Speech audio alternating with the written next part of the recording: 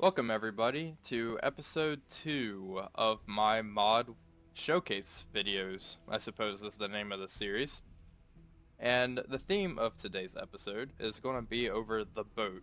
And as you can see, this boat is, well, it's kicking. It looks magnificent, I think. The detail of the new model is pretty awesome. So the name of this mod is TKSS18 German U-Boat Compilation. And this compilation changes the exteriors and interiors, for some of the boats the interiors are changed, of all of the German U-boats. So your Type 2, Type 7, Type 9, and Type 21. Now this mod also comes with a bunch of nifty key commands that you can use and have at your disposal. But let's just keep looking at the exterior here. I will show you all of the other boats in a second. But here, let's go to the bridge. So there's some key commands. So to raise your antennas, press Shift V and it goes up. It's pretty cool.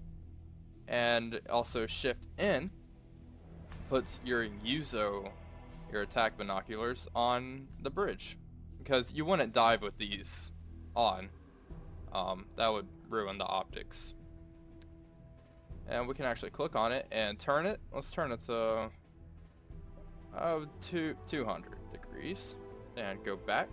And as you can see, the model turns with it. Pretty cool. It comes with new gauges that are pretty readable. And also, if you press Shift F, we're not phasing through the guy. Eventually, we have a flag, as you can see, which with the new animation as well, which is pretty awesome. And I don't think this boat is equipped with radar or anything, but there are commands to raise all of those masts. And we can raise our periscope and see the periscope has a new model with the water breakers on it to minimize the wake that your periscope would make while submerged. And I did not mean to pause the game. So yeah, that's the gist of this mod. The next mod I'll cover with this one goes hand in hand, and I recommend installing them both together. And I'll show you that one after I run through all of the new boats that this mod improves. They're not really new boats, I mean the boats that have improved models. So I will show you that now. Alright, so here we have the Type 2 U-Boat. And it looks mighty magnificent, if I do say so myself. The Dugout Canoe, as its crews referred to it as. A neat little boat, fun to play. Doesn't receive nearly as much attention, in my opinion. But here, it looks truly magnificent. Here we have the most mass-produced U-boat of the war, the Type 7C. Now this U-boat saw action from pretty much the start of the war right up to the end, and was considered obsolete by the end of the war due to the Allies' advancement in technology. But nonetheless, it still sunk the most tonnage as opposed to any other U-boat in the U-boat fleet. And this is the Type 7C as well, with a new conning tower. Now all the conning towers are modeled in this mod and do this U-boat great justice. It truly looks fantastic in my opinion, and is definitely my favorite U-boat to play as in game. And here we have the long-ranged behemoth that is the Type 9 U-boat. Now the Type 9 brought the war right to America's doorstep at the start of 1942 with Operation Drumbeat. As you can see, it is huge. Carries a lot more fuel, a lot more torpedoes, carry out longer patrols. This boat ended up seeing action in southern African waters and the Indian Ocean as well. Here we have the Type 9C, which is another Type 9 U-boat, which was longer range. Now these U-boats did not account for much of the U-boat fleet. The Type 7C was the most mass-produced as a very successful U-boats, as they were typically commanded by more experienced captains. Here we have the Type 21 U-Boat. Now this U-Boat was definitely the most advanced submarine of World War II, and influenced designs of future submarines by the Russians and Americans during the Cold War. Definitely a very important piece of technology that inspired future designs. Hey everyone, welcome to our second mod. Now this mod is called German U-Boat Compilation 2, only VIIB and VIIC models by WISE. Now these models are a little more refined and, as it says in the title, only rework the Type 7 U-boats. Now these models are a little more refined and darker, I think, and they look absolutely fantastic. These are the best models in the game, I believe. And all of those previous key commands work. The only downfall with this mod, I must say, is the fact that if you choose any other term or conning tower besides the Type 1 for the Type 7C, the mod doesn't work. It's not modeled yet, hopefully, crossing fingers. But if you want a different term for your U-boat, you'll have to revert back to the previous mod compilation, which isn't a big deal. They're all stunning U-boats. But I have one of the sub-mods enabled, which is new U-boat guns reworked for the U-boat compilation. And as you can see, that looks fantastic. Truly stunning mod, high-res textures and everything.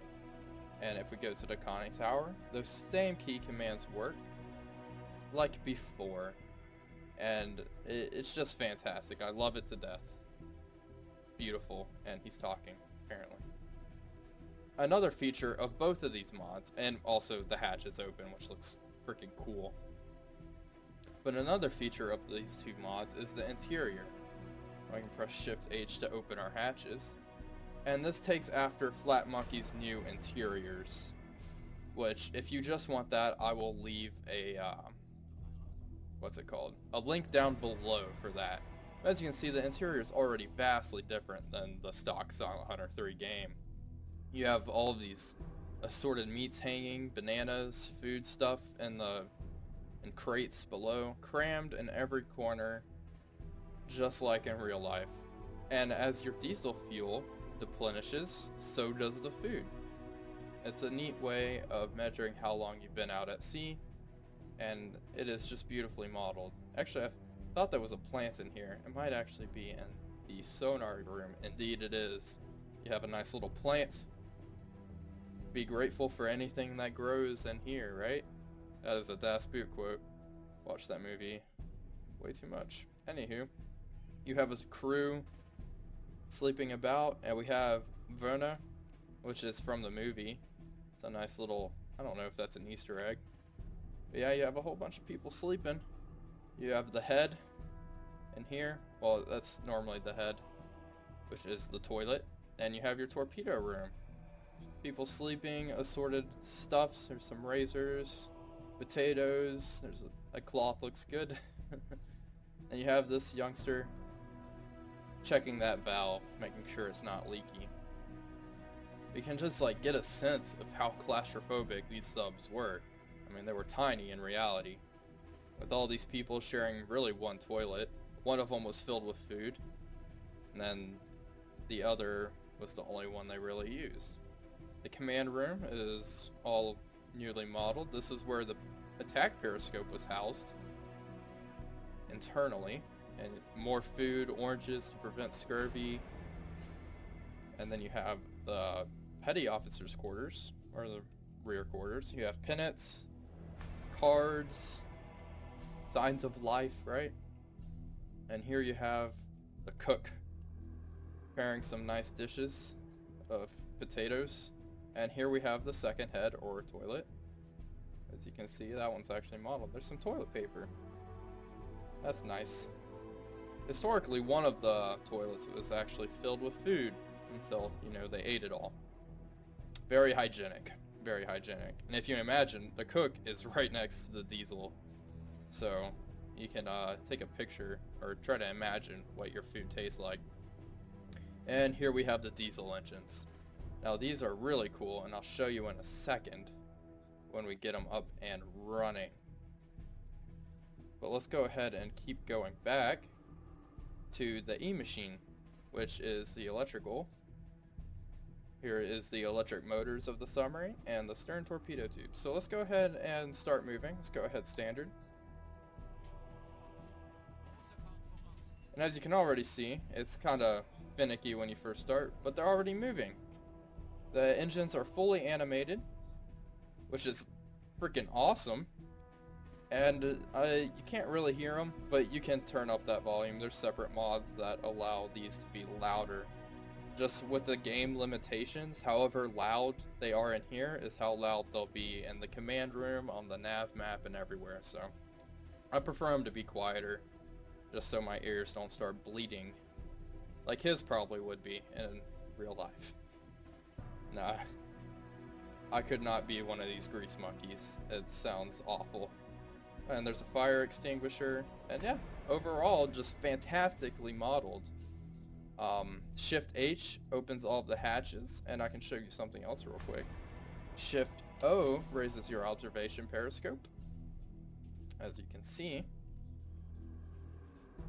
which is awesome. And if you turn it, just like the Yuzo,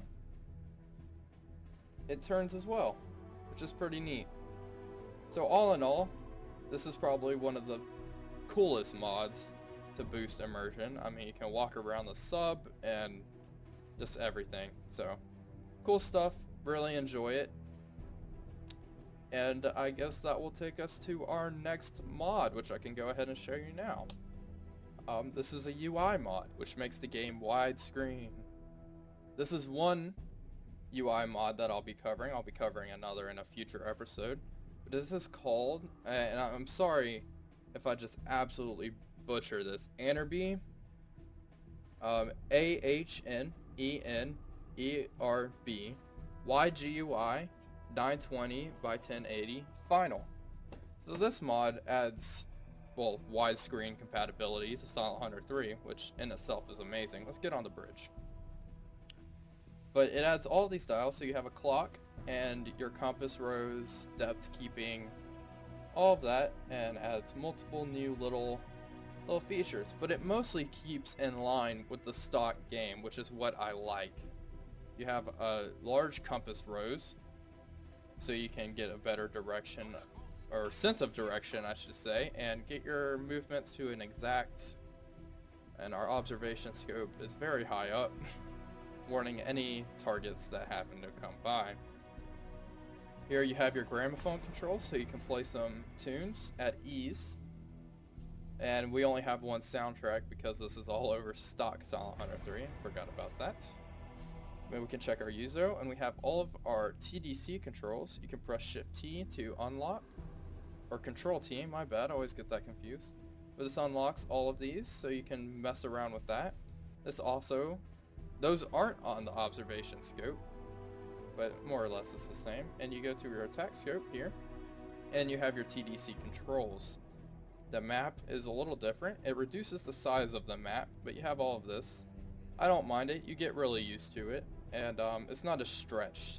So if you played Silent Hunter 3 on a widescreen monitor with the original UI, these would all be ovals, and it'd look, you know, it'd look a little annoying. Your cruise screen is nice and compact. And overall, it's just a really fantastic mod. Oh dear. Oh my. And we have our briefing screens, radio messages, and that's about it. I mean, it offers a whole bunch of new stuff. This adds widescreen compatibility, and you have lots of new dials. Like, you click on your navigation officer, I guess, and you have an AOB finder. I don't know the actual names. You have the RABFE, real angle on bow, direction finder, something like that, I believe. And, which is this. And then you click on your weapons officer, and you have all sorts of dials you can learn and use, which I need to get on. Your deck gun UI is a little different. It looks sleeker. And, yeah, so overall, I would recommend this mod, especially if you're used from coming, or your background is like stock or Grey Wolves, where the UI is more or less set up in this fashion. Definitely my UI mod of choice. But with that, folks, I think that sums up today's episode. I will get back to you next week with some more fantastic mods. I hope you all enjoyed, and until next time, this is Wolfpack345 signing off.